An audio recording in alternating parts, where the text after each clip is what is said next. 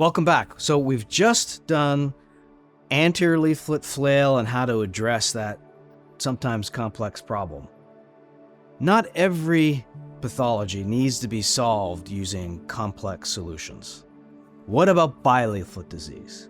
So bileaflet prolapse is a situation when you have excess leaflet motion, type 2 disease of both the posterior leaflet and the anterior leaflet combined. Sometimes these are fairly complex operations to try to reconstruct both leaflets. But sometimes we can have a straightforward solution to a complex problem. Again, these are principles that can be applied to both open surgery and even robotic surgery.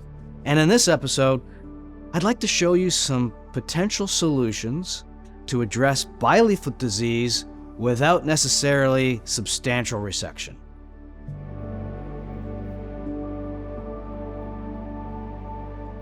Now, when approaching bileaflet disease, it can be even more vexing than isolated posterior or anterior leaflet disease.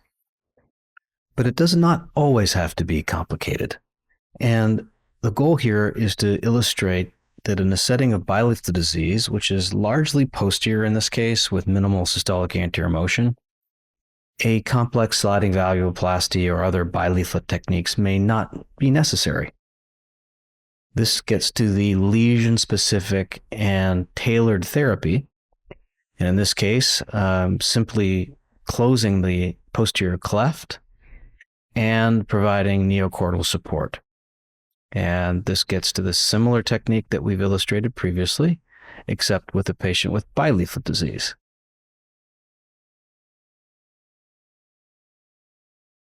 And we can see the neocortical double loop technique.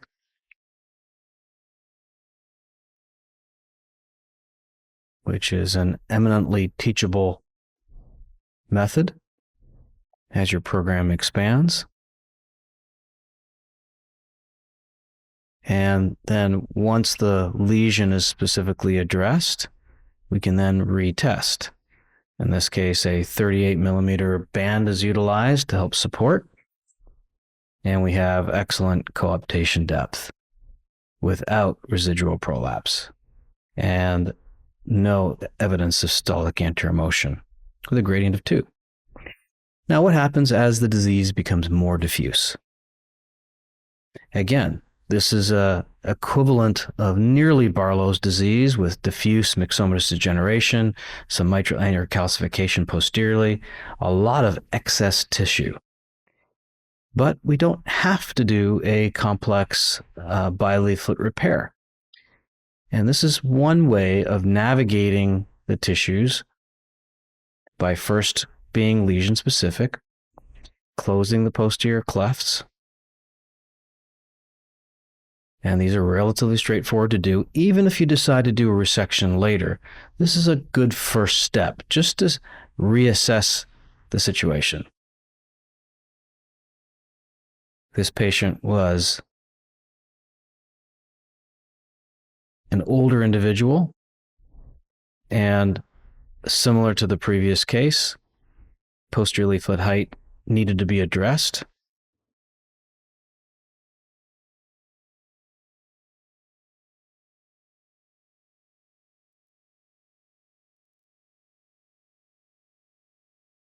And double loop technique was utilized.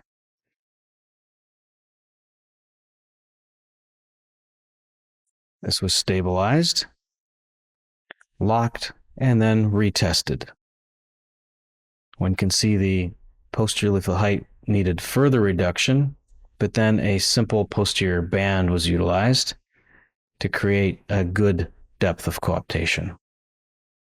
One can see stability of the posterior annulus, no systolic anterior motion,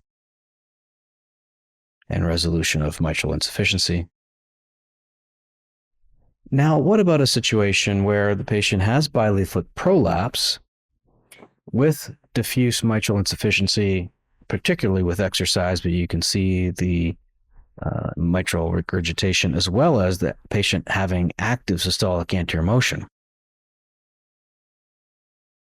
with more than one jet. And you can see right now the narrowing of the outflow tract with prolapse and an acute aortomitral angle. One might appreciate the diffuse nature of the bileaflet disease, but once again, a sliding valvuloplasty or quadrangular resection would necessitate a smaller ring. And in this particular case, it's largely prolapse and not necessarily flail.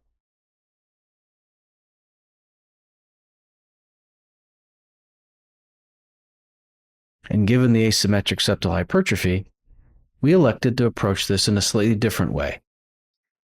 This is more of a debulking type of procedure to divide the multiple secondary and tertiary cords to the anterior leaflet.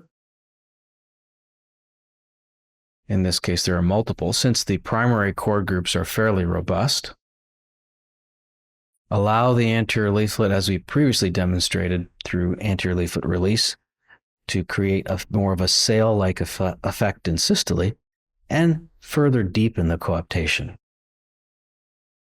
So approximately 6 cords were divided, and now the anterior leaflet unfurls and the coaptation appears to be more normal. In this case, a 39 millimeter band was implanted with good restoration of the anterior and posterior leaflet ratio and unfurling of the anterior leaflet, as you can see demonstrated by the TEE, with excellent depth of coaptation, and most importantly, without systolic anterior motion and a mean gradient of 1. So now we've just seen how to approach bileaflet disease and create fairly simple solutions. Sometimes, however, the pathology gets more advanced and there's a lot of excess posterior leaflet and we have to do something more advanced. So join us in the next episode where we're going to approach how to do sliding valvuloplasty.